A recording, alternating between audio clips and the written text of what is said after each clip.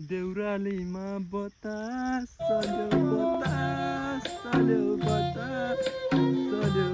अनि गाइस होइन यो बादल चाहिँ अघि खोला खोला छेउछेउमा देखिरहेको थियो नि त, अहिले चाहिँ गाउँमै आइसक्यो कि गाउँमा आएर गाउँलाई छोपिदिन लागिसक्यो होइन। यहाँ हेर्नु न सबै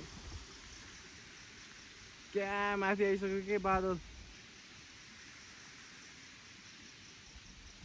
अनि हामी चाहिँ अब घर फर्केको है, यतापट्टि मात्र सेता आउँदो रहेछ गाइस मलाई होइन। अनि अब चाहिँ हामी घर फर्केको।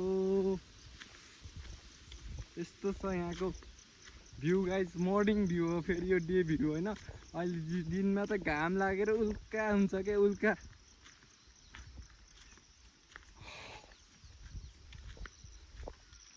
अनि हिँड्दाखेरि भिडियो बनाउँदाखेरि चाहिँ कस्तो मोबाइल हल्लिने क्या त्यो ख्यान्ड्याङ पाइला सार्नु पऱ्यो नि त।